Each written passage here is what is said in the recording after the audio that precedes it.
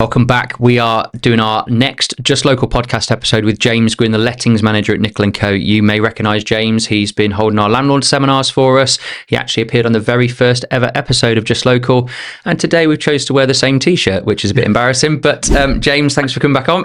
Thanks, Matt. Thanks for having me. These always begin with a bit of a plan, but they just turn into a conversation. And I was just explaining to you a minute ago that the reason I wanted you to come on this podcast is because we held a landlord seminar recently.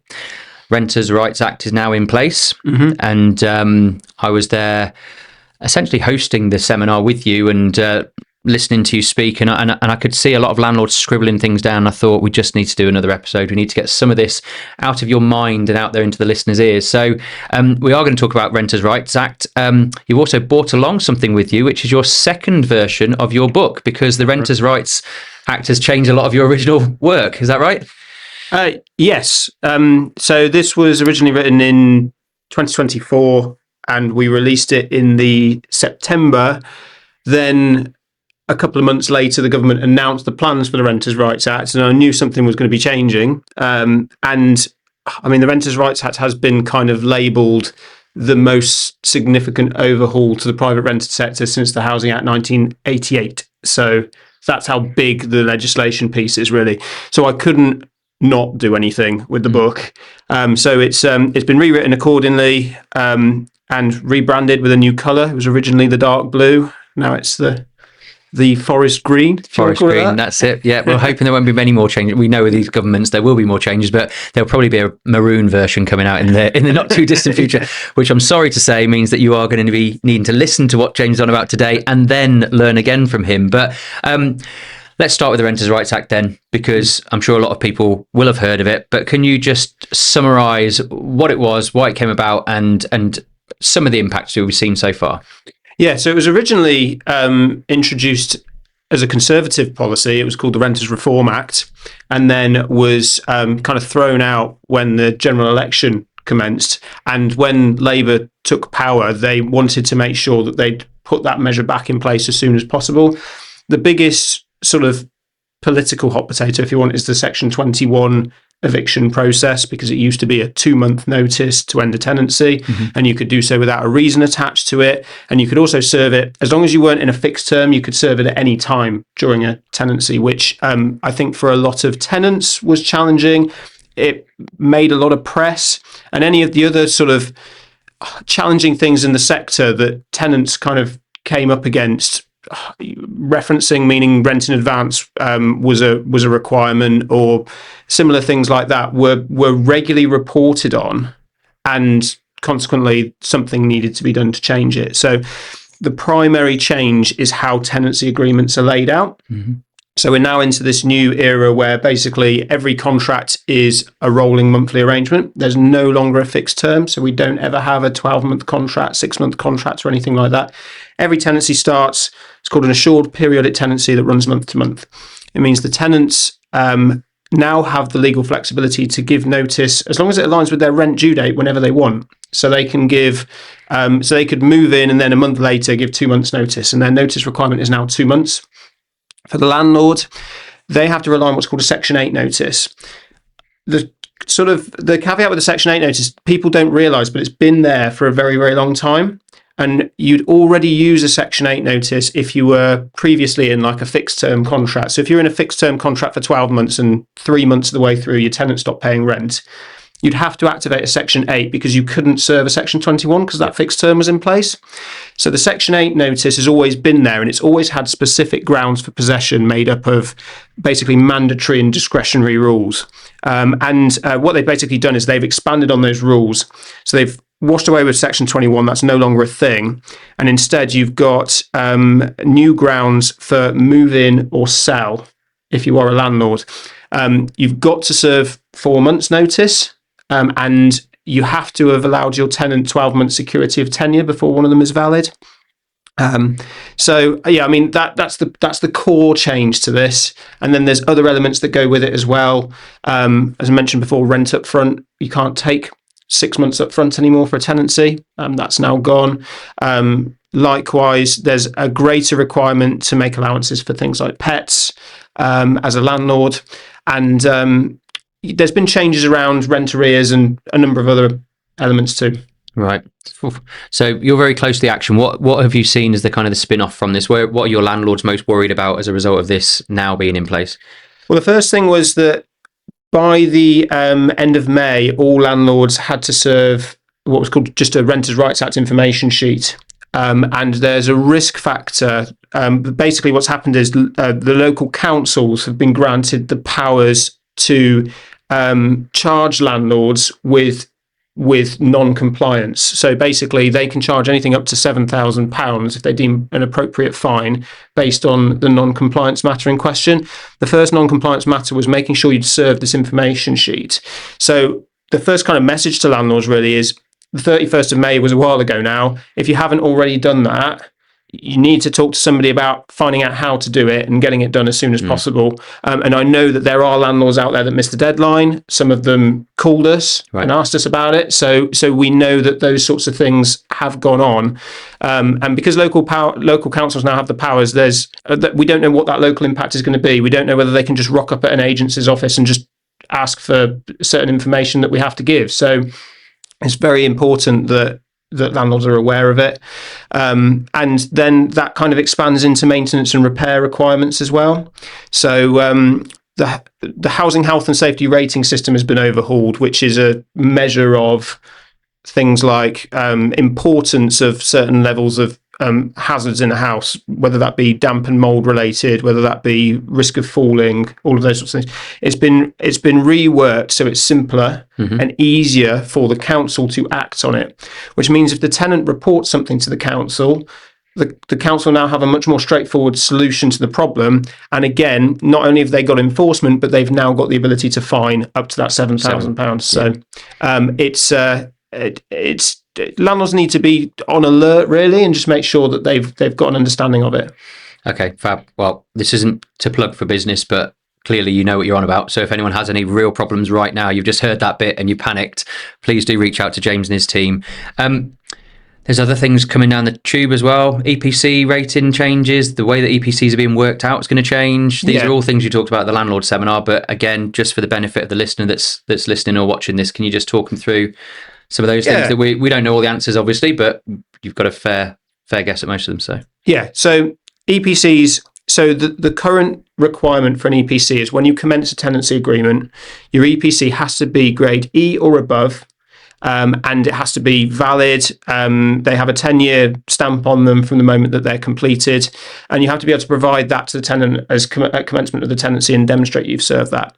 In 2030.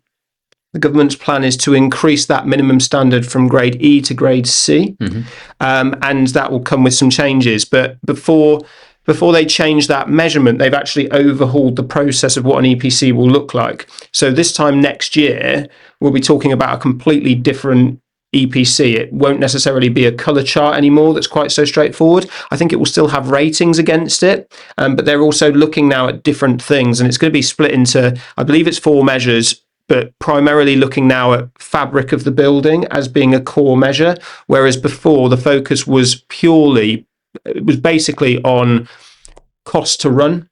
So an example of this would be, let's say you've got a flat where you've got electric panel heaters installed and you've got no gas supply.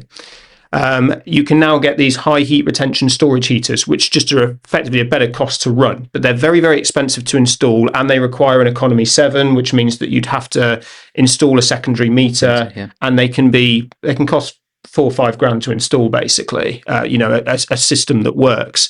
But that could be the difference between your EPC ratings at the moment, because their cost to run once they're installed is that much better. Whereas next year, that won't be the only factor considered. And it might be that if it's got really good double glazing, but it's got old panel heaters, it might actually still pass. So the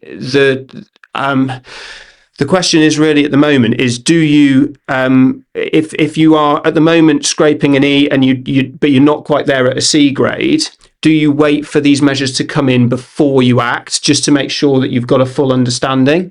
And we're working with a really good EPC assessor who can answer a lot of the potential questions, so he might know where the scoring is going to go. So there's certain things that we can fire out and ask. We're hoping to possibly get him on the next landlord seminar, aren't we? Just in case that expertise will add something to obviously the other bits that we do. Yeah.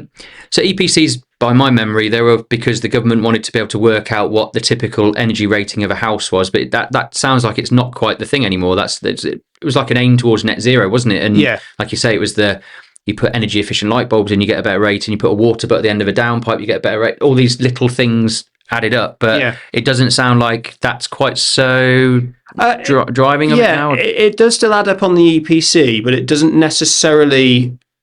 All of these things that you do have different impacts on scoring, and at the moment an EPC assessment is done purely based on, so each item has a score against it. And so depending on which item you install and which item you don't determines your overall score. But I think that where the challenge is that those scores are inaccurate in some instances. So a really good example of this is we dealt with a block of flats in central Worcester not so long ago, where they were completely converted, and the owner went sort of whole hog, and he went, I'm going to put brand new electric on-demand heating, and he put electric boilers in, which are supposed to be, according to the manufacturer, they're A-star rated. They are the way forward as far as energy efficiency is concerned. But from a cost to run perspective, it is cheaper to run gas than it is to run electric. So as a consequence of that, his energy ratings actually scored lower than it would have been for him to install gas central heating throughout, which obviously is not energy efficient and not the aim. So that is an example of why they're making the improvements, is actually electric makes absolute sense. Why install gas? So they want to make sure that those sorts of measures don't occur and people are doing the right things with their installations. Lots to navigate.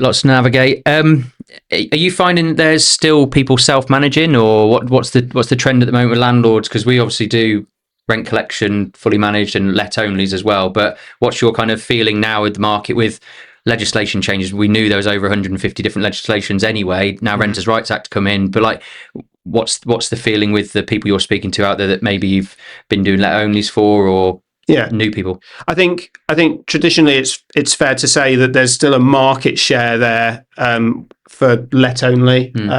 We still have a good chunk of landlords that would prefer that self-management arrangement, or have traditionally preferred that self-management arrangement. What we've certainly seen more recently is that when I look at the arrangement of kind of move-ins we've got coming in, or landlords we've taken on, month after month after month, we're seeing more management takeovers where a let-only client has gone, okay, fine, right, I've had enough of this now, I need to hand it over in some way, shape or form, whether that is full management or whether that is partial. So they've got like the compliance elements, so like a rent collect service. So they've got the compliance elements there, but they've still got their tenant contact. I get that. I think, it's a very human one-to-one thing, and I think a lot of landlords still prefer to have that where they can, but to know where they are from a compliance point of view is really, really important. And I think that it's really challenging if you're trying to do it all yourself and you're not directly involved all the time. I think there's a nervousness as well, because if a client's had their hands burnt before from a experience with a lettings agent, they don't feel like a lettings agent necessarily will do a different job to what they've been able to do themselves. They're probably reluctant to try it. But there's other reasons that you can help out as well, because we talked about rent reviews. And that's another thing that's been impacted, I think. Is that right, with the changes? That's very true. So rent reviews, traditionally, if you imagine you've got a fixed term contract of, say, 12 months, we've always, as a company, operated on the basis that you review the rent annually and generally in accordance with that contract. If you're on a periodic tenancy, you've always traditionally had to do it on a 12-monthly basis anyway, but fixed terms have always been a little bit different to navigate. But the beauty of a tenancy agreement that is fixed and then renews is that everybody signs back into the next agreement, which means that from a rent review perspective, everybody's signing on the dotted line to say, yes, I am agreeing to this new rent. And so there's no need for a notice period, there's no need for a specific timeline, and there's no dispute process because everybody's mutually agreed it. What's now changed is that in wake of them removing fixed contracts, your only way to increase the rent is serving what's called a Section 13 notice, which again has been in place for a long time, but it was just rarely used.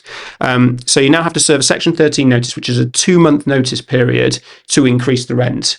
The problem is it's one-sided. It's a document that the landlord is serving to the tenant, which means it's open to dispute, and the tenant has the option to apply to a tribunal should they feel that the rent should be challenged in terms of where the rent review has been pitched.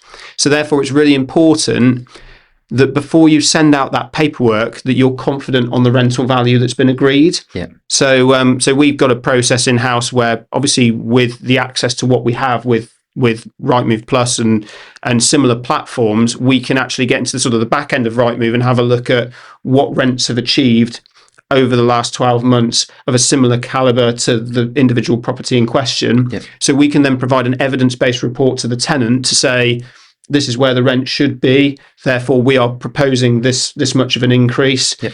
Get a mutual agreement on it, and then serve the paperwork so that we mitigate that risk of dispute, basically. That's right. It's justification behind the pricing increase if it's going to be, but by looking at comparable evidence where a tenant could really go, yeah, I understand then. And once you've got that agreement, and we'll obviously broker that bit, but once you've got that agreement, then serve the paperwork instead of trying to serve it, then go, wow, where's this come from? I can't afford that now. Obviously, cost of living is not any easier. It's but it's not any easier for landlords as well. So this isn't just to kind of catch tenants out. It's one of those things, unfortunately, that being a landlord hasn't got easier over the time, has it? No.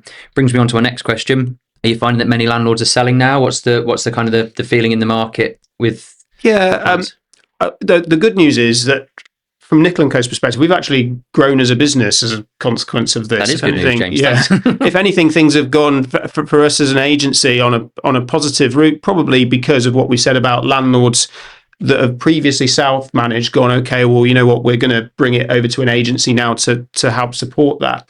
But if you look at the market on the whole, we've definitely seen more of an uptick in it. I've been looking at our numbers over the next couple of months, and we've definitely had some landlords make the decision to sell, particularly those that have been landlords for a long time that are probably in a position where, given another 3-4 years, they probably would have been exiting the market anyway because they've seen the benefit to their investment. Mm-hmm. Those are the sorts of landlords that seem to be making the decision to exit now. Yeah. Consequently, it's a lot of the same sorts of properties. So as a result of that, we've also seen an impact on the sales market in terms of very similar properties hitting the market at the same time. And as a result, those similar properties, which have tended to be the most popular in the rental market, then being squeezed. So when one does come available, it's gone up in rent and the demand is very high for it. And we're now seeing this kind of sudden surge in potential rent increases. Good Lord, who a company that do our referencing for us and quite a big national figure in the rental market, have actually announced a surge in rents for June. So in terms of what they've seen as a consequence of their referencing going through, so I think that shows that that's a national issue. Yeah, because they were saying that rents were relaxing a little bit about a month or so before renters' rights came in. And everyone thought, oh, well, here we are, everyone's going to be fine. But as you said then, if you remove a load of 2-beds that were in the rental market and they try and sell them, unfortunately, that's less rental properties that are out there for our tenants to go and find. Therefore, the landlords know that they've got not much competition. They put the price up slightly and the tenants are ending up spending more. So this was all meant to be brought in to help tenants, wasn't it? But as is often the case, there's a consequence behind these ideas and they haven't been really considered and thought through. So, I mean, if you are out there looking to buy investment properties at the moment, you can speak to the sales team, you can speak to the lettings team. You will find that you are going to have a big, long list of tenants looking for your property. Yeah. And there's certain sweet spots, there's certain areas that we know that work really, really well at the moment. So if you do want any advice on that, then come and speak to James and his team. What do you think is going to happen in the next 6 months then? What's your predictions for the market going forward between now and, be just into Christmas and January? What's your thoughts that's going to happen between now and the end of the year? If you were to look just almost a little bit further ahead than that, I think that what's really clear is there's a bit of professionalisation going on in the sector. Like, I think that if you are a landlord now, you either need to use a managing agent, or if you are going to do it yourself, you really need to be a professional outfit. You can't just have a property investment and just see, oh, it's bricks and mortar, just going to chuck the money in that and not worry about it. It needs to be done professionally. Yep. So I think it's now become, because of where rents have gone to, it's become more of a service that you're providing. So it's a business operation. You need to you need to look at, as a landlord, how you want to run it, and making sure that you've got everything aligned in its right place, hence again managing agent. But I suppose where I'm going with that is that I think rents will continue to increase. I think that by the end of the year we'll be in a completely different picture in terms of where rents are at the moment versus where they're going to get to. And I think consequently standards and expectations from tenants are going to increase.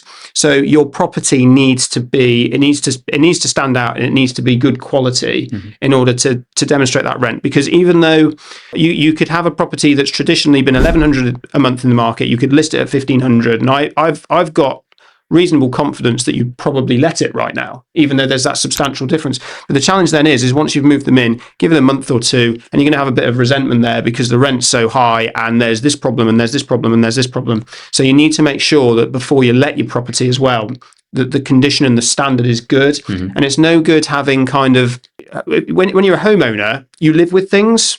Oh, you've got a dodgy door handle, or you've got whatever it might be. You kind of live with it, and it's just one of those things that's part of life.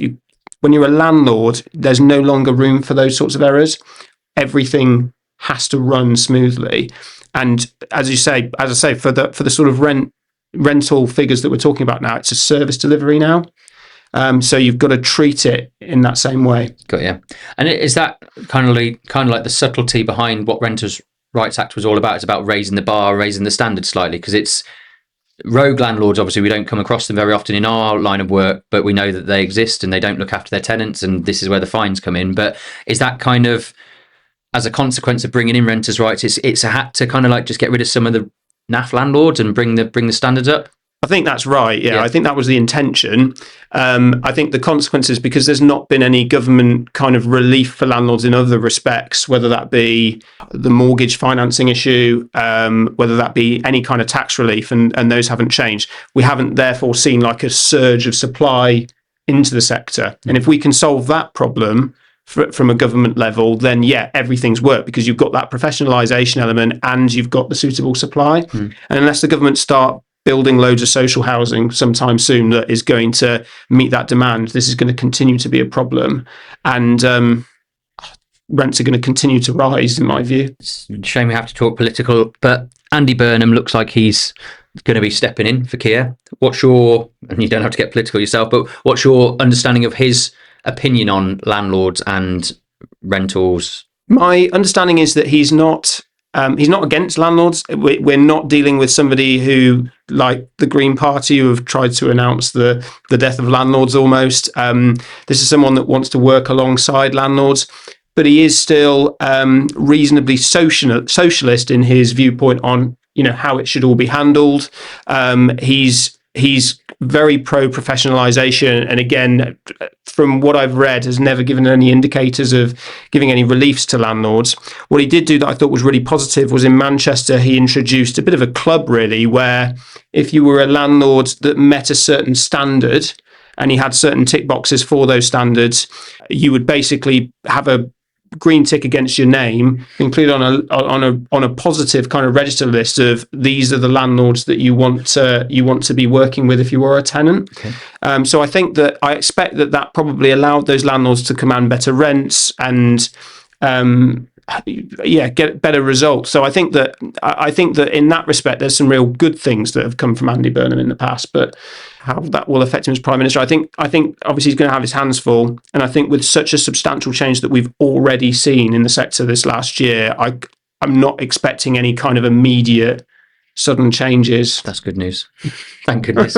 We talked a lot about landlords. Obviously, we talked about tenants, but what can a tenant be doing at the moment, like to give themselves the best chance if they're trying to find something? Because I've heard some horror stories, unfortunately, where people are sofa surfing, trying to get themselves onto the top of the list when they've applied for one of not just our properties, other properties. Like they're struggling. Is there anything a tenant could be doing just to give themselves the best chance to appeal to a landlord or appeal to a lettings agent? Is there anything we can give them as advice as well? Yeah, of course. I think first thing is notice periods. notice periods have been a challenge since the change with the Renters' Rights Act, because now all of a sudden tenants have got to give 2 months notice, whereas before they've historically had to give one. Yeah. And there's a lot of pressures coming from other landlords and agents to still have this kind of, there's not been a realization of the changes. So as a consequence of that, the market is now actually moving slower, or it should, in theory, move slower. Because what is actually happening is that tenants have got longer notice periods. So a landlord gets a property ready, it's vacant, it's ready to go. But if a tenant's got 2 months notice to give, they're not just going to move in within that week. And that historically was commonplace. So I think that it sounds a bit odd, but I think that tenants need to recognise, first of all, that although they might be seen to be getting pressure being put on them by other agents or landlords say, you need to move in now, the likelihood is that there's not many other people that are in the boat that can move straight away. Yeah. There might be one or two here and there, but most people who are already renting are in this boat of needing to move on 2 months' notice. So there's almost a little bit of an element of take your time and do it properly. And don't feel like you've got to rush into a decision and then put yourself at risk of a challenge with your landlord the other side. Because all you're going to do then, if you go turn around to your landlord and say, well, now I've got to give a month's notice or whatever, you're just going to get their back up and it's going to cause you more problems later on. So it's about, first of all, getting the balance on that. The other thing is just making sure you're in a position that is viable for renting a property. So, you've got clear understanding of your employment status. Your references are in easy access, so you can get somebody to verify your earnings at the click of a button. You can get a landlord reference where needed. Getting advanced prep done is a really good idea. Our referencing platform uses open banking now, so if you are reasonably tech savvy and you're comfortable with allowing access to those sorts of things, you can be referenced almost instantly, because they will just log into open banking, they'll do a sweep, and they'll be able to determine all your income and expenditure and your credit history all in one hit. So from that perspective, you can do the process really quickly. Therefore, it's just about making sure you're pre-referenced and ready, registered with agents where you can be. Putting yourself into that position, really, talking to people. Good. We spoke about your book at the beginning.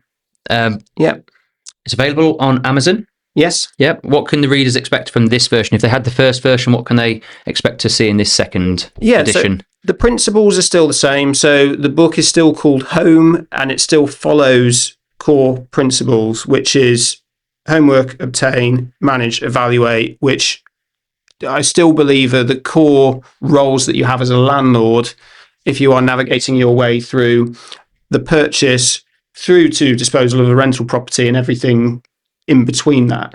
So the core principles are there. The updates are surrounding the Renters' Rights Act. Tax changes have been put in there. Expectations on tax changes have been put in there. Things like making tax digital, which is something that will apply to some landlords, not others, depending on income requirements, can all be found in the book. But if anything, what I've found with the book where it's been useful is as a reference point. So, for example, if you've got a question in the back of your mind, like, if my tenant falls into arrears tomorrow, how do I deal with it? The answer's in the book. If that's contact James Gwynne and his team. like those sorts of things. Like for example, I've got like a template arrears kind of summary there as to some things to follow and consider, and those sorts of questions are in there.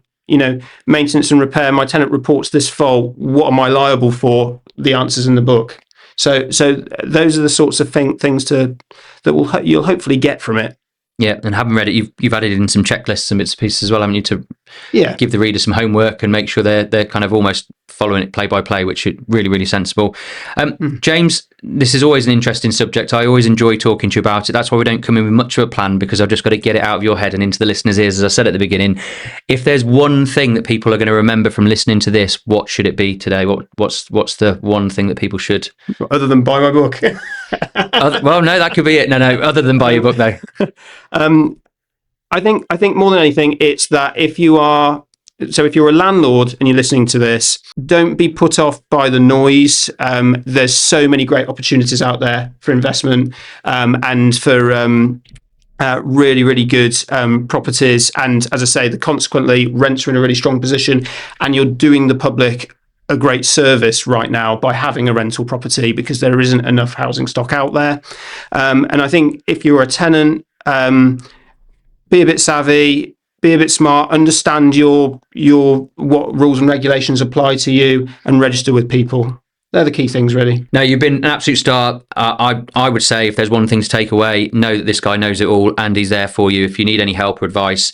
Obviously, he can't just give it out for free on the phone because he's a busy man, but you're up for the conversation, aren't you? If someone's got a real problem, they need a bit of help, then best thing to do is pick up the phone to you first, and you'll assist as best you can. Yeah, definitely. Thank you, James. That's your third episode on Just Local. I'm sure I'll have you back on very soon. Before Christmas, I'm sure it will be. Hopefully not with a new book change, but... Well, yeah, that means something else has gone on. Unfortunately, it's probably Andy Burnham's fault. But no, absolute pleasure to have you on, James. Thank you for all the hard work you have done for the company, also for your clients. And yeah, we look forward to seeing you again.